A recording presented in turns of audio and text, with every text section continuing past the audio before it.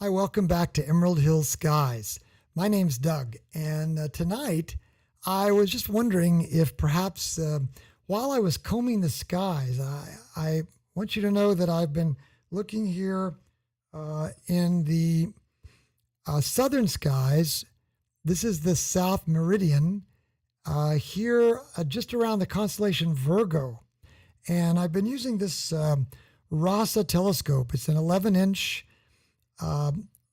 Roe Ackerman Schmidt astrograph, and it's here in this Pier-Tech Observatory about 200 feet outside of the building in which I'm sitting.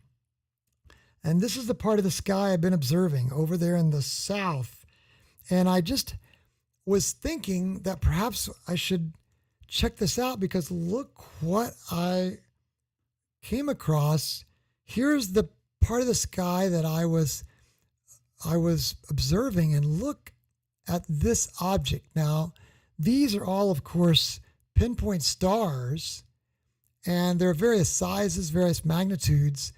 But look at this object. It's very different. It's moving through the night sky. Now, whenever an object like this is moving through the night sky, you'll know it's not a star. So I got to checking, and sure enough, this is an asteroid. This happens to be 10 Hygiea, Hygiea. It's 270 miles wide. Now, to put that in perspective, we're based here in the city of Louisville, on the outskirts of Louisville. Pretty much between Louisville and Chicago is around 300 miles. So really, from Louisville to the Great Lakes, imagine a rock that big hurling around our solar system, wobbling and wiggling as it goes.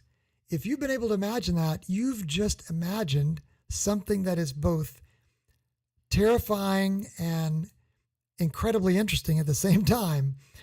Thus, the reason that NASA has established this Planetary Defense Coordination Office. And they depend on the folks at JPL to be able to host for them a network that ties together groups like the Center for Near-Earth Object Studies into what can only be called an asteroid watch. And here's a picture of a rock like we're describing. The Jet Propulsion Laboratory, JPL, then hosts this Center for Near-Earth Object Studies in cooperation with this Planetary Defense Coordination Office. And I just thought we ought to watch this little video about this so that we can get a picture of what they do. So take a listen here. How do we spot near-Earth asteroids? To start, survey telescopes scan the sky. When multiple pictures of the same spot show a speck that's moving, computers automatically check it against a database of known objects. If there's no match, it gets added to a list of objects to confirm. And if it looks like it'll pass very close to us, we give it top priority. Then it's time to call in reinforcements. More astronomers from NASA, other institutions, and even the amateur community submit additional observations.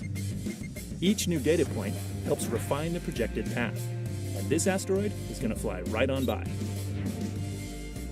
All the info will be posted online, so it can continue to be tracked and monitored. Nice work, Planetary Defense Team. Keep watching the skies.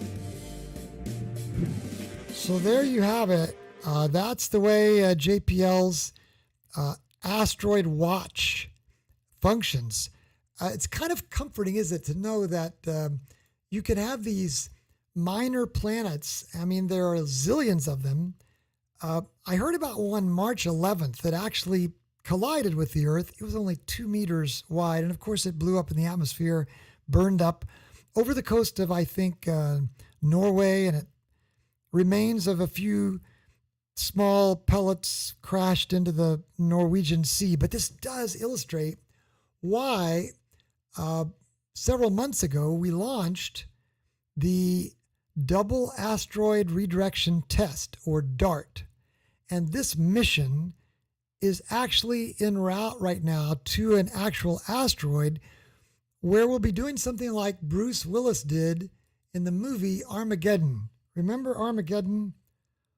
Armageddon. It was a 1998 film. Bruce Willis and several others, Ben Affleck, and they basically they tried to figure out what to do about this asteroid that was going to hit, the Earth. And I'm not sure how successful they were. There's another movie right now. It's called Don't Look Up, and it happens to be, I think, on Netflix. And I'm not saying that either one of these are, scientifically accurate. I'm just saying that this is like popular romance and lore, a film taking this kind of picturesque look at something that's really serious and something that's going on in the skies the whole time while we sleep. For this reason, I think it's a good idea for you to support astronomy and keep your lights pointed down so we can keep watching what's in the night sky and keep an eye on the planet for planetary defense. You might even want to subscribe to Emerald Hill Skies. And if you like content like this, maybe click thumbs up and hit the bell if you want, so you'll be notified whenever we're doing videos like this one. What I liked about tonight is it convinced me that we could actually do a kind of, in a way, observational science with just this 11-inch RASA telescope, just 200 feet outside here in the meadow.